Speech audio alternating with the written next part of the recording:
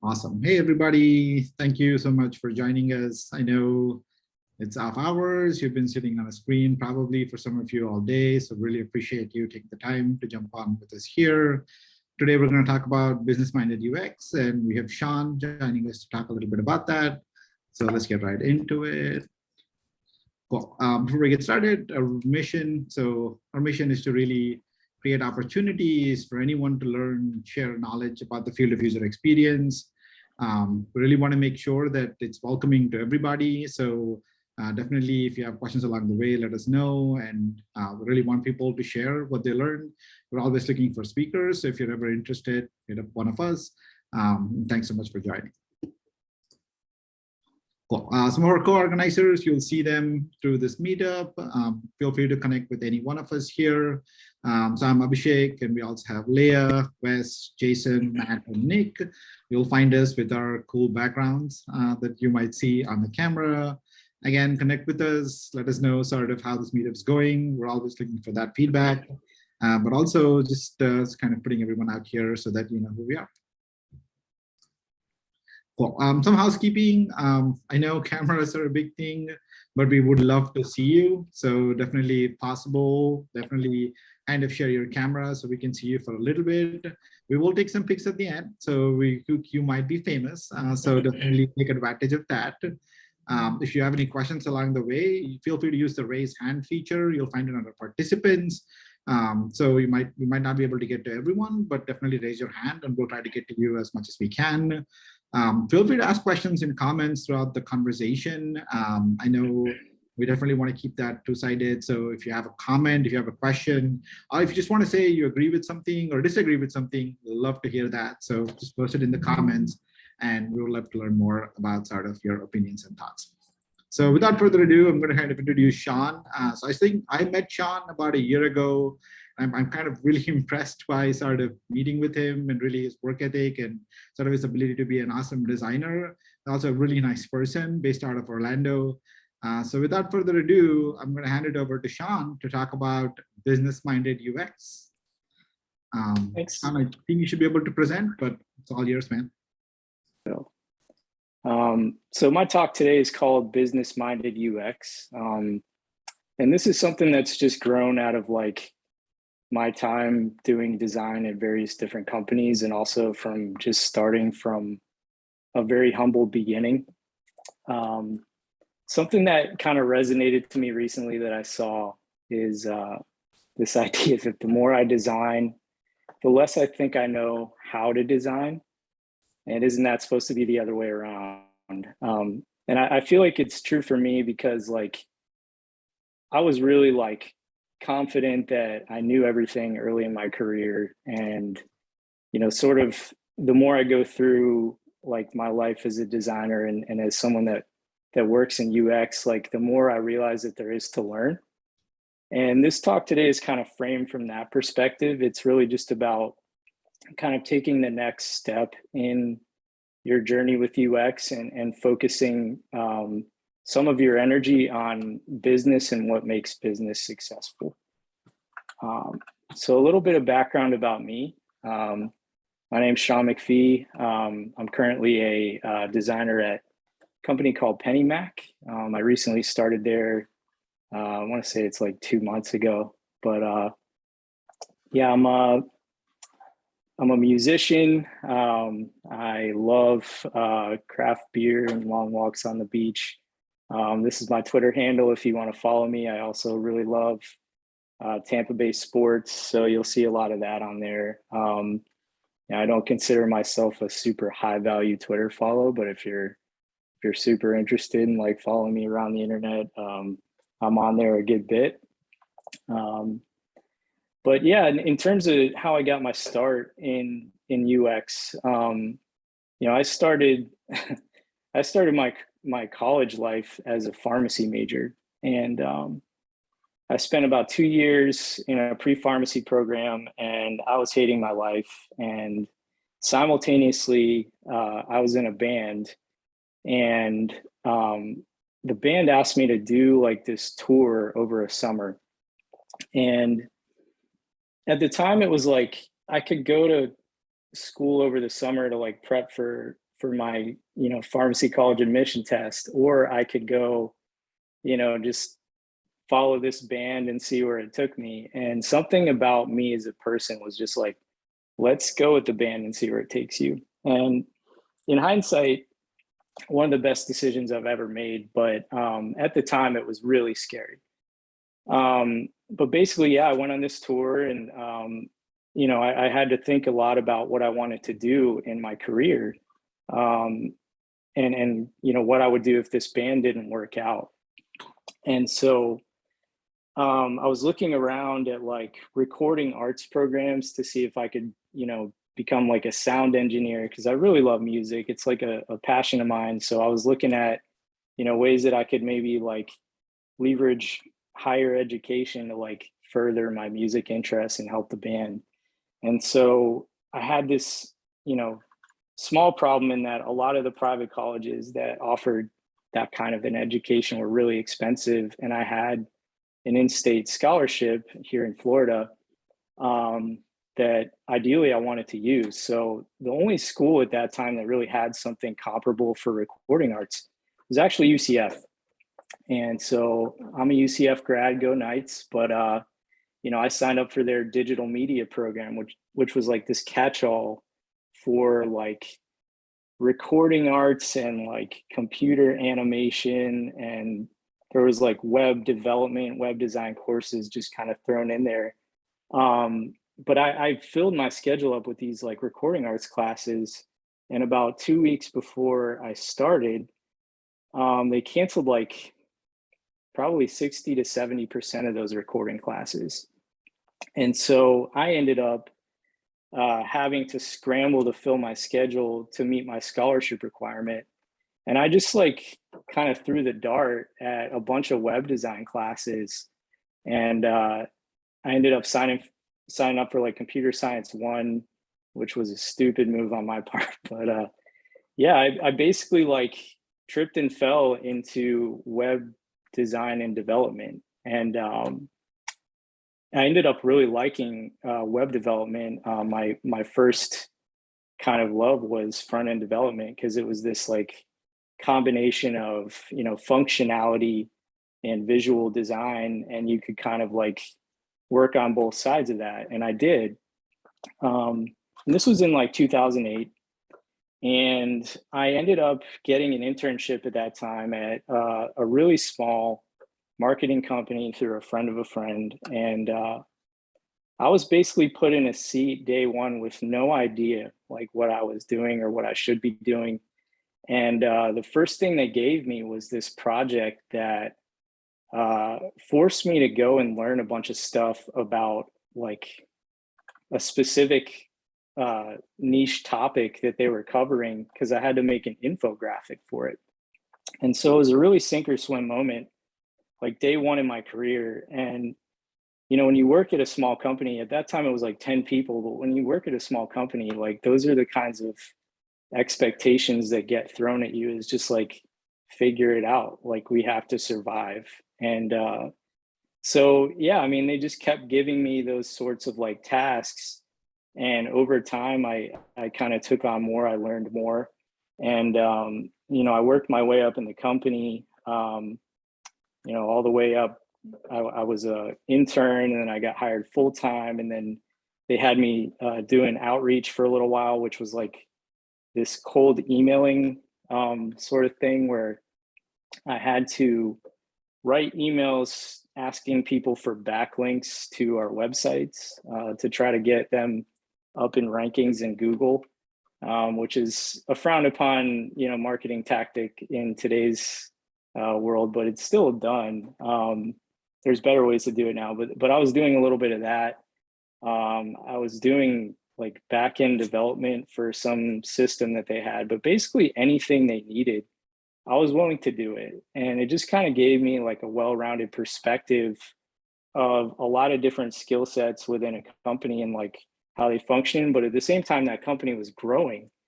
And so I was learning a lot about like how it worked from the ground up, which is a unique opportunity.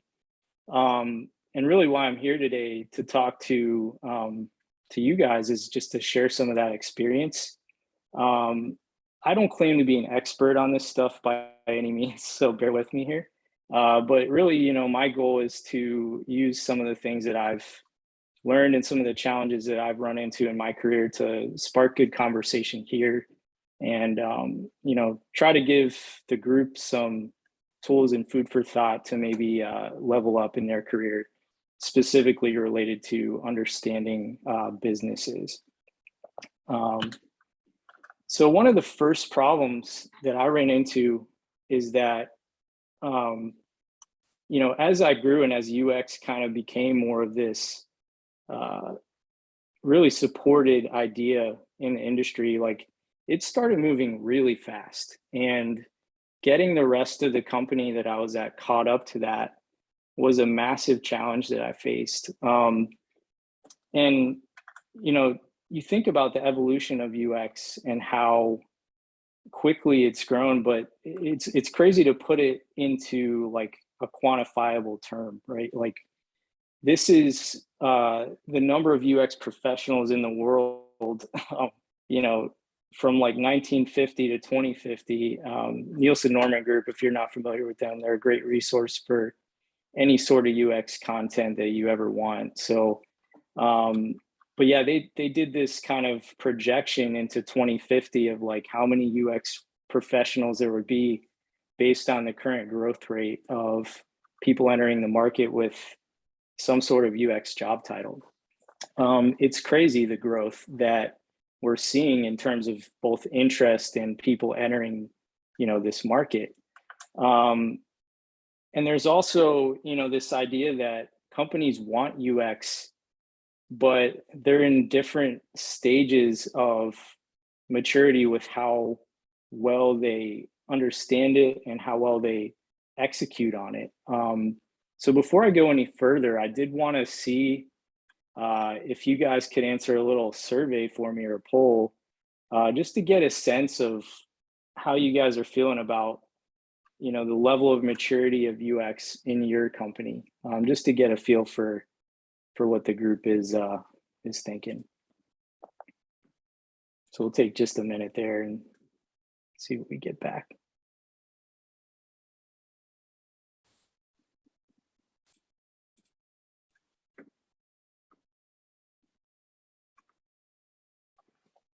And Avi, just a quick question: are we able to see that in real time, or is that kind of behind the screen? We can share the polls, right, Jason? There's one way up in it. I can see them going in real time, but I'm like, I think after you've answered the poll, is it not showing the results at all? Okay. It might be not for me, but I'm show in my slides here. So far, 24 of 39 have answered. So I can end it, and I think everybody will be able to see once I end the poll.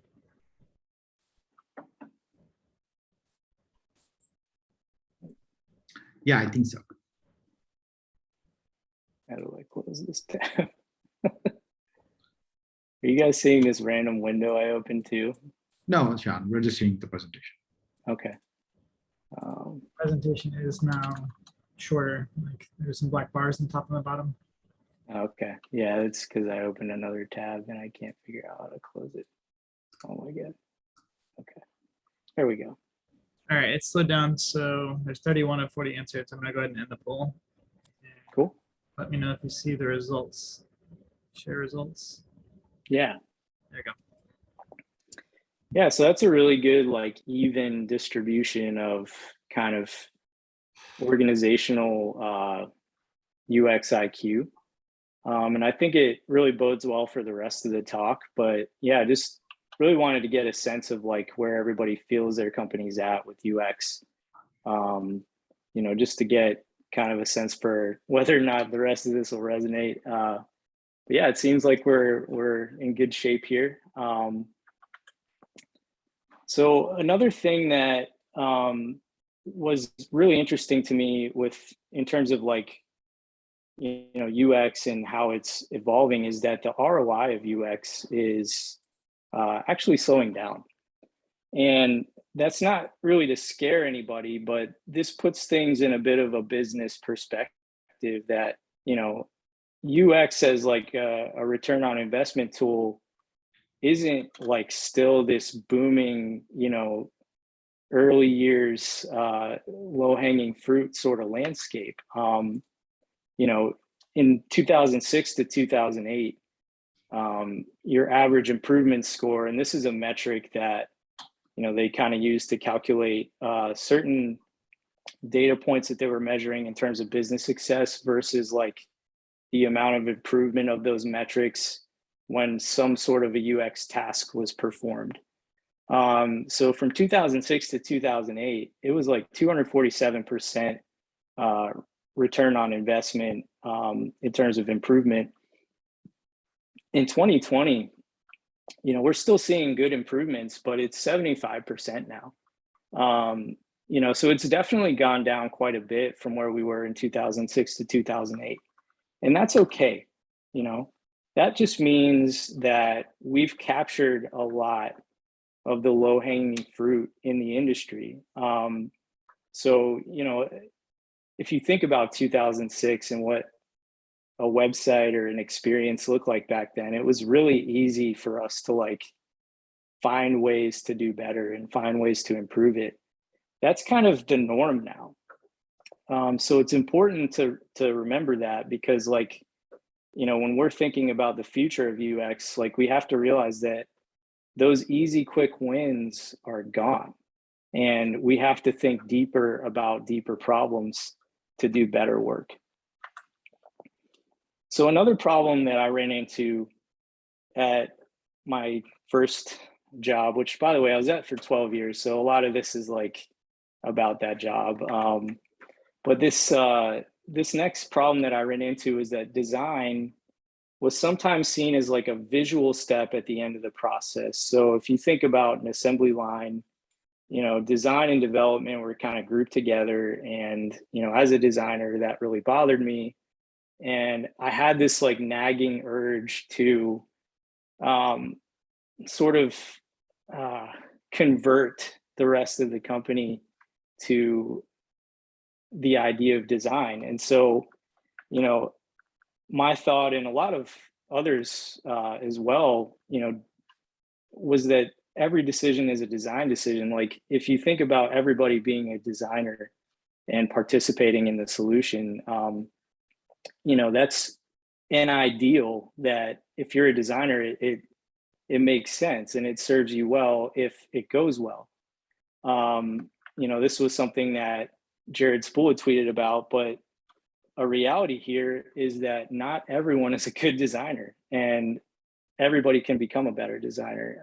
And when you think about not everyone being a good designer, if you're preaching this idea that every decision is a design decision, and you have people who aren't good at that sort of blindly trying to execute on it, it can blow up on you, and it can actually make people with design in their title look bad. And this for a period of time happened to me where, you know, I was trying to engage people and say, hey, you know, you're part of the UX too. And, you know, at some point it fell on deaf ears, and it was almost seen as like a taboo word in the company to say UX.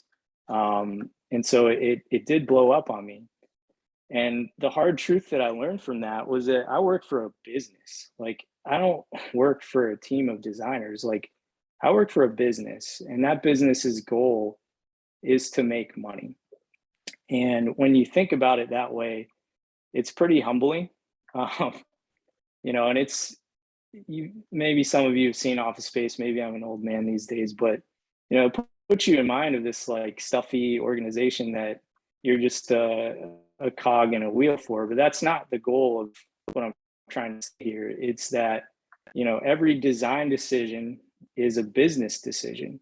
So everything that you're doing, whether you're a UX designer, whether you're a UX copywriter, a researcher, like everything you're doing, although for the user, is ultimately done to serve a business and to serve a business goal. I chose I don't know how well reflected this is, but I chose a screenshot from Stranger Things, because this was my moment where I spent time in the Upside Down. I just, you know, when I thought about it this way, it really like humbled me a little bit. It took me to a dark place for a while, but I'm coming to peace with this. So, and the reality when you think about everything being a business decision is it's not enough to just do things that are good UX or good design in a vacuum. Like, you have to do more to serve a business goal.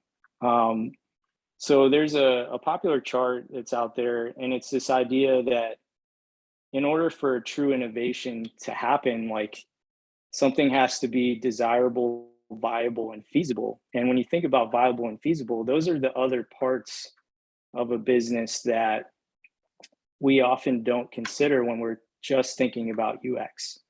UX is that desirable bubble. But it's easy for us to get lost in that bubble and not consider, like, hey, this thing really may not make money, or this is not, a feasible, scalable outcome. When you start pushing like a design over and over again, you see things perpetuate on Dribble all the time, and certain sites where designers hang out. But you can push things forward that may not be a scalable, viable, feasible idea, and just because it's cool and kind of gets the eyeballs, people tend to gravitate toward that. And it speaks to this idea that good UX can fail.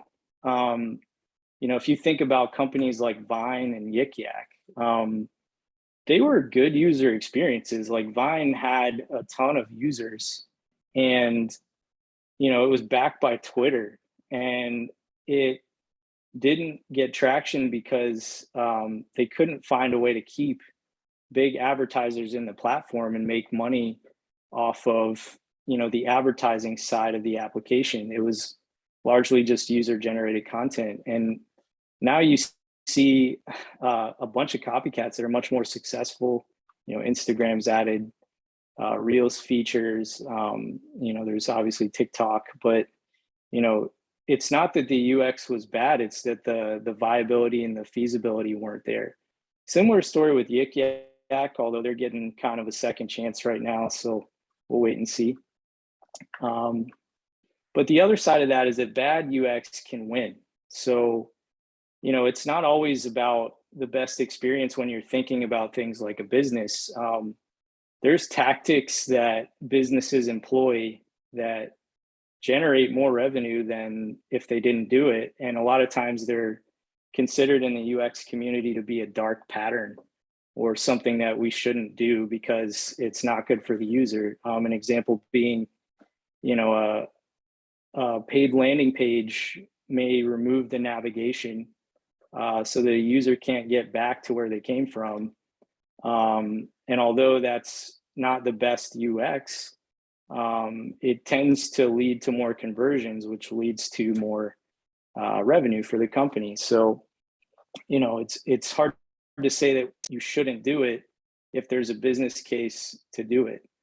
And then there's also just examples of bad UX that win in the wild, like Craigslist has looked this way and drives designers crazy, but it's functional, it solves the problem, and it wins in spite of not being the best UX it could possibly be.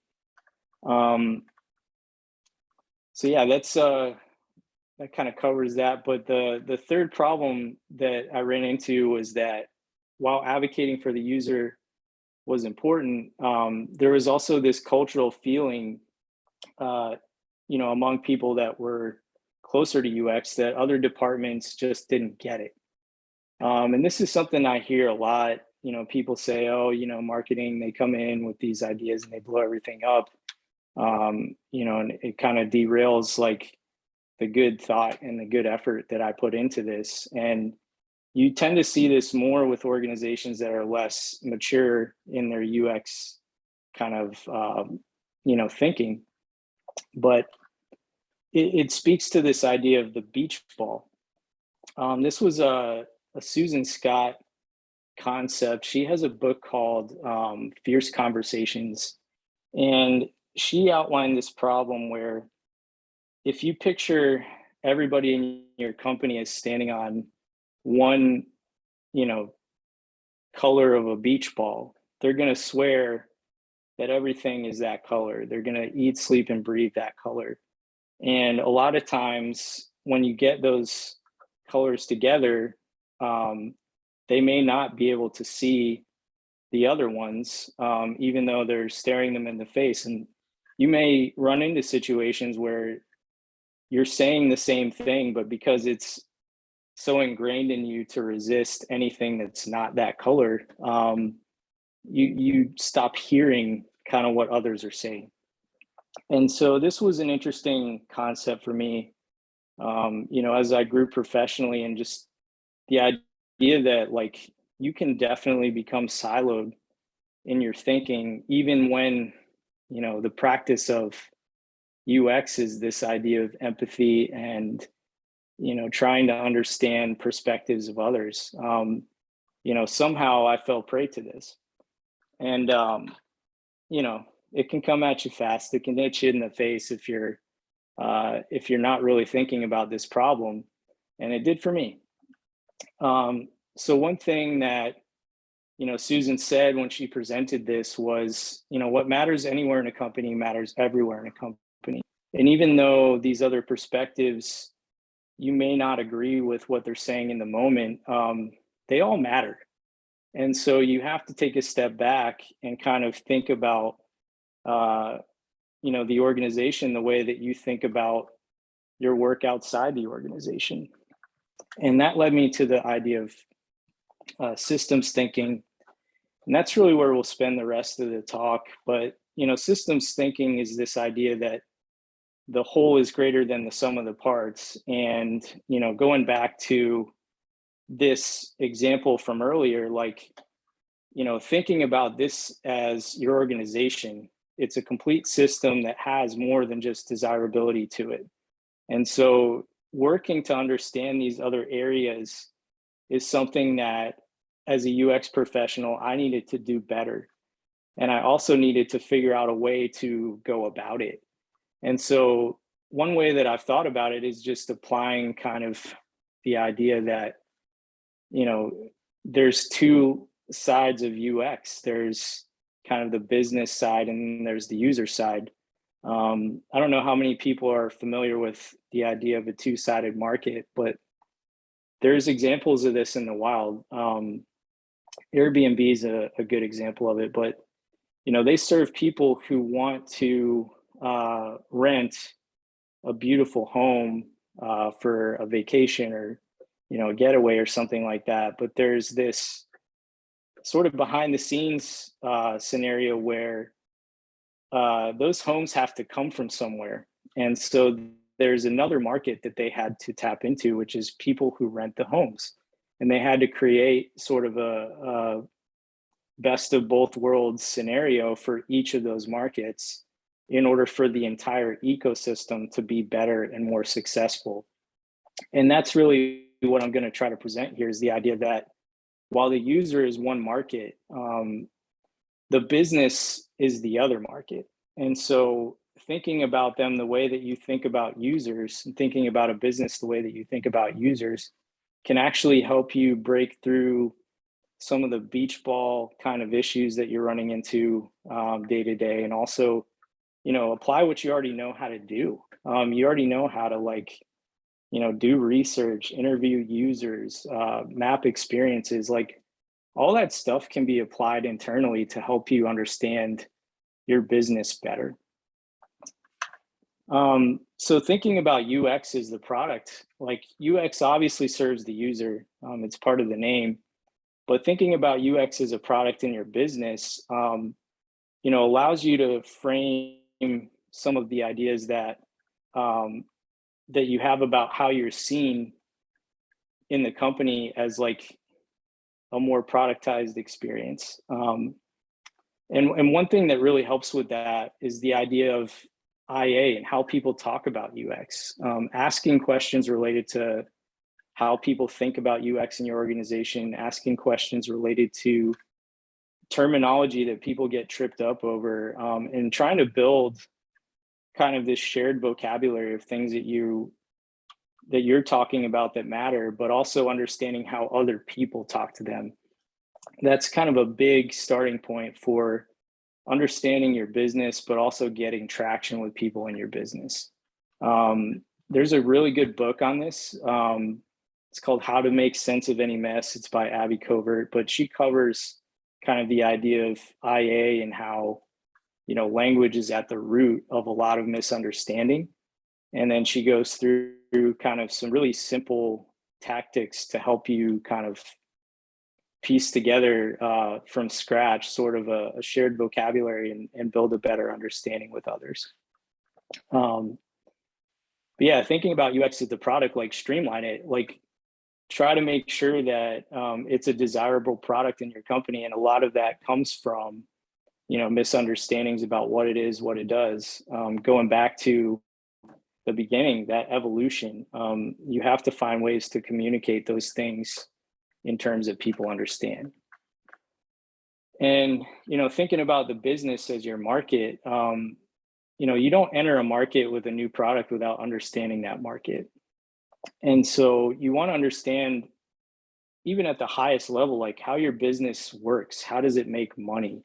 What are the challenges that your business faces? And, start seeing yourself in those problems. Like, where could UX fit into some of the stuff that at the surface level of my business, could be considered a challenge? And there's tools to kind of help you, work through that. But really you want to understand, how does it work? Where are your opportunities, and who can you learn from to kind of build that understanding? But the tool I wanted to demo here, not really demo, but just present, is the business model canvas. So this is kind of a 9-piece, 1-page sheet that you could use as sort of a template to go gather information to help you like quickly digest. And I say quickly, I don't want to undersell the complexity of different businesses, but like this gives you just a scaffolding to quickly digest some different aspects about your business, and gives you a template to go ask the right people the right questions to get the answers. And I recommend, asking more than one person. I actually did this at my last job, and it went really well, and I learned a lot. There's things like key partners. Who are we partnered with to be successful as a company? What are the key activities that we perform as a business to be profitable? What key resources do we have or need? What are our value propositions? Like, what are the different things that we're selling to make money as a business? What are our customer segments? That's probably something we know better than some of these other buckets, but like, who actually buys what we're selling? What channels do we sell it in? Are we, marketing with search alone? Are we selling this in stores? Is this an app-only experience? Is this an internal product? Is this something that, we don't really sell, but we need to survive as a business? What's our cost structure? What are our revenue streams? All those questions are things that you can go out and get answers for, and kind of start documenting, that holistic look of your business. And it leads to the next point, which is like, your key stakeholders are the personas that you think about when you're thinking about, the user side of this two-sided market. But the key stakeholders, the departments, the different moving pieces of your company that have an opinion about that company, those are your personas. And seeking to understand those personas is extremely important. And, it doesn't have to be a situation where you have to understand the ins and outs of everybody's day-to-day job, but you have to understand what they care about. You have to understand what their KPIs are.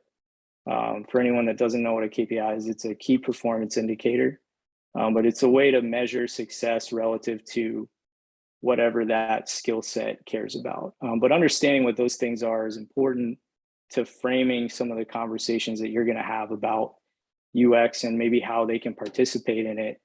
And that's kind of going to give you your shared vocabulary that you need to build that foundation. And these are also the people that you can lean on to answer the questions, to fill in that business model canvas, and to really start to deeply appreciate and understand the different pieces of your business. And this, again, this doesn't have to be a super formal thing. Like, set up interviews, but like do it in a way that's like casual. Like, get some lunch, grab a beer, get a coffee, break bread with different people that are not thinking the way that you're thinking in your company, and bounce ideas off of them. Really just try to get out of your bubble in the company, and have tough conversations about things that may not be going well. Because a lot of times, especially if you're leading with empathy, you can find good solutions. And the last piece that I wanted to talk about is, we spoke about KPIs of others, but defining your own is really the last piece of productizing UX, because you want to make sure that you're reporting on the success of that product. And this was something I did really badly at my first job, but it's like selling yourself. It's selling your wins, it's quantifying your wins, and doing so with context for what people care about. You can't really do this until you understand what people care about. But once you do, framing kind of your wins in a language that matches their persona is going to take you really far in your company, because you'll be able to say, like, this moved this metric that you care about too. And some examples of UX KPIs, there's behavioral ones that are maybe easier to quantify, and then there's attitudinal ones that, even if you don't have like advanced tracking on some of the things that you're working on, you can still gauge sort of the overall effectiveness by looking at sort of these attitudinal UX KPIs on the right. But either way, there's like ways for you to start quantifying the UX work that you're doing, and giving yourself tools to present it to others in the company. And it's important, again, to tie those KPIs to business goals. So it's not enough to just measure them in a vacuum. Like, you have to understand like how what you're doing matters to the business. And going back to, building that business model canvas, like, you want to look at that and find the KPIs in there somewhere. You want to say, does this get us more customers? Does this, lead to more conversions? Does this, improve the overall quality of, customer satisfaction and retention over time? Like, are these things, going to matter to my business or not? And, a lot of times too, like, understanding that if you're in a leadership position, it will help you prioritize the ones that you want to go after first. So, if you end up being a stakeholder at a really high level of UX in your organization, like, these KPIs and tying them to business goals is going to set you up to make better decisions for your business, and also to find ways to innovate, when you see them rise and fall over the course of time. Sorry, I think I'm frozen here. I don't know what happened. Nope. But yeah, I mean, that's how you kind of, oh, sorry, I missed the slide here. Providing context when reporting KPIs too. It's important, again, to think about the personas that you're presenting to, and also to think about the how when you report on this stuff. So, explain your work, explain what you did, and then explain how it improves something. You want to make sure that you're telling a complete story when you're talking about a KPI. It can't just be a number that you dump on someone's desk or, in someone's inbox and then walk away. This is your chance to show your work and to show, how you achieved a certain outcome or didn't, and learn from it. This is, basically the foundation of like a case study, but this is how you connect dots, and you can start to see those bigger problems over time. And again, going back to this, you know, doing these things and really deeply trying to, you know, serve that second market, which is your business, will allow you together to move further up in the stages of maturity in your organization, and you can lead a lot of it. And that's really what I want to leave with, is that, you know, waiting for the organization to do this for you isn't going to serve you at all, especially if you're in some of these lower phases. They don't know what they don't know, and you doing the extra effort to go into that business and, you know, try to treat it as a UX opportunity in addition to, you know, the UX you're doing outside of that business. It bodes well for your business, it bodes well for you, and it bodes well for the future of UX, because, you know, that's where the next set of fruit is. We've, you know, going back to the beginning here, we've eaten all that low-hanging fruit, and it's up to us now to find more by digging deeper. And I'll leave you with kind of this thought from Charles Eames, but it's, you know, eventually everything connects: people, ideas, objects. The quality of those connections is the key to quality per se. And so I'll leave you with a thought, and that's build quality connections with both your users, your business, and the people that you're working with every day.